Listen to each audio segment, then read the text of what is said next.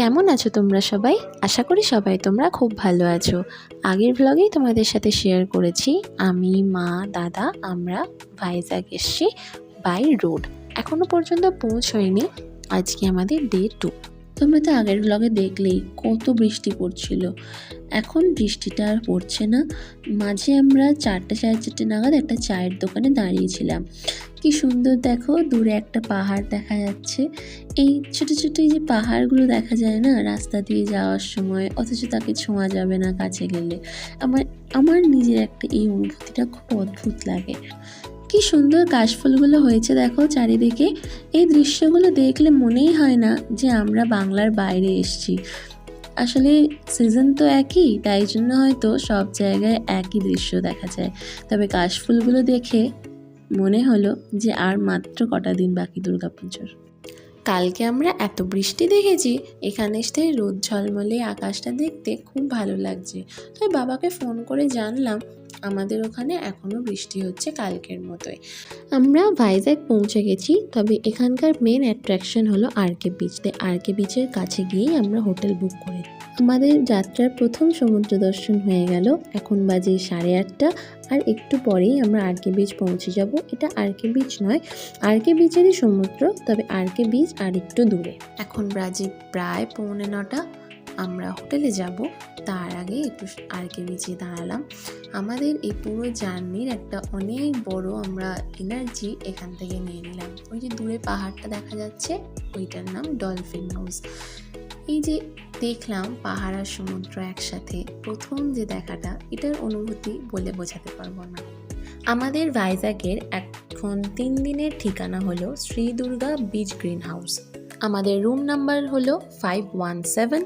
রুমে প্রায় মোটামুটি সব কিছুই আছে। এসি আছে, এসিটা আমাদের লাগবে না আশা করি, কারণ আমরা হোটেলে তো আর থাকতে আসিনি, আমরা ঘুরতে এসেছি। এছাড়া ওয়ার্ড্রব আছে, টিভি আছে, সোফা, চেয়ার, টেবিল, আর বাথরুমটা খুব ভালো, আমাদের তো খুব পছন্দ হয়েছে। এছাড়া বেড আছে, এছাড়া সবই আছে মোটামুটি। তো এবার আমরা একটু রেস্ট নেব, ফ্রেশ হব, দিয়ে তারপর আমরা আবার বেরোবো। আমরা রুমে ফ্রেশ হয়ে রেডি হয়ে একটু রেস্ট নিয়ে তারপর 12:30 নাগাদ বেরিয়েছিলাম লাঞ্চ করতে। আরকে বিচের উল্টো দিকে মোটামুটি সব কিছুরই দোকান আছে, আর আরকে বিচের এই বাস স্ট্যান্ডের কাছে অনেক রেস্টুরেন্ট আছে। তো আমরা এখান থেকেই লাঞ্চ করব। তো ফুড ওয়ার্ল্ডে ঢুকেছিলাম আমরা। এখানে মোটামুটি ইন্ডিয়ান সব কিছুই পাওয়া যায়, আর আমরা ওদের সাজেশনে নিয়েছিলাম হচ্ছে চিকেন বিরিয়ানি। আর আমি খুব একটা অন্য জায়গায় গিয়ে না খুব বেশি ট্রাই করতে আমার ভয় লাগে, কারণ 1-2বার আমি ট্রাই করে খুব আমার অসুবিধা হয়েছিল, আমি খেতে পারিনি। তো তার জন্য আমি এগ ফ্রাইড রাইস নিয়েছিলাম। মায়েদের বিরিয়ানিতে চিকেনটা গ্রেভি চিকেন ছিল, বোনলেস, তো তার জন্য ওই চিকেনটা দিয়েই আমি আমার ফ্রাইড রাইসটা খেয়েছিলাম। আর আমার ফ্রাইড রাইস বা এই টাইপের রাইস যদি একটু ফ্লেভারফুল থাকে, আমার খেতে খুব একটা অসুবিধা হয় না। তবে আমি খুব ভালো করে খেয়েছি। তো এরপর আমরা যাব এখানকার লোকাল যে মন্দির বা আদার্স যেগুলো দেখার, সেগুলো দেখতে। তার জন্য এখানে আমরা একটা অটো বুক করেছি। আমরা এখন একটা অটো বুক করেছি। তো এখানকার যে মেন স্পটগুলো সেগুলো ঘোরার জন্য। দেখো, ঘোরার জন্য অনেক স্পট আছে, জু আছে, মিউজিয়াম আছে, আরও অনেক কিছু আছে। তবে আমাদের ইচ্ছা ছিল যে আমরা মেন স্পটগুলো ঘুরবো, তারপর যদি টাইম হয় তাহলে আমরা অন্য জায়গাগুলোয় যাব।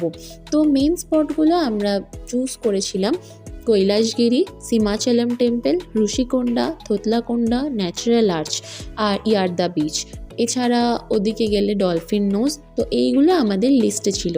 তো এই অটোটা বুক করার সময় আমাদের কিন্তু অনেকটাই বাজেট বেশি করে বলেছিল। তবে তোমাদের কিন্তু একটা কথা বলি, অবশ্যই কিন্তু বার্গেনিং করবে। আমরাও বার্গেনিং করেছিলাম। তারপর আমরা গেছিলাম, আর এখন আমরা যাচ্ছি একটু হোটেলে, কিছু জিনিস নেওয়ার আছে, তারপর আমরা বেরোবো। আমরা সবার প্রথম আজকে যাচ্ছি সীমাচলম টেম্পল। এই মন্দিরটি এই বিশাখাপত্তনমের অন্যতম পুরনো মন্দির। আর এই মন্দিরের যে মূর্তি, সেটি হলো নারায়ণের 10ম অবতারের মধ্যে একটি, নৃসিংহ অবতার। এই পাহাড়ের উপরেই অবস্থিত সীমাচলম টেম্পল, আর আমাদের অটো এখানে আমাদের দাঁড় করিয়ে দিয়েছিল এবং এখান থেকে আমাদের যেতে হবে লোকাল পাবলিক ট্রান্সপোর্ট, বাসে বা অন্য কোনো গাড়ি ভাড়া করে। এখানে মোটামুটি সব অটোই দাঁড়িয়ে আছে। আমরা নেক্সট যে ডেস্টিনেশনে যাব, আমরা মন্দির দেখে তারপর অটো করে আমরা আবার অন্য জায়গায় যাব। সত্যি কথা বলতে পাহাড়টা অনেকটাই উঁচু, এখানে গাড়ি বা বাস ছাড়া আমরা যেতে পারবো না, আর পুরোটাই পাহাড়ি রাস্তা। আর মন্দিরে যেহেতু মোবাইল অ্যালাউ নয়, তাই তোমাদের আমি স্ক্রিনে একটা ছবি দেখিয়ে দিয়েছি যাতে তোমরা বুঝতে পারো মন্দিরটা কীরকম। তবে ঠাকুরের কোনো ছবি নেই, তাই ঠাকুরের ছবি তোমরা যখন যাবে তখন নিজে মন ভরে ভক্তি নিয়ে তোমরা মন্দির দর্শন করো, ভগবানকে দর্শন করো। আর আজকের ব্লগটা তাহলে এতটাই রাখছি। যদি ভালো লাগে তাহলে লাইক করো, আর প্লিজ চ্যানেলটাকে সাবস্ক্রাইব করে একটু সাপোর্ট করো আমাকে প্লিজ। তোমাদের সাপোর্ট আমার একান্ত দরকার। আর আজকের মতো তাহলে টাটা, নেক্সট পার্ট খুব তাড়াতাড়ি আসছে। Bye bye.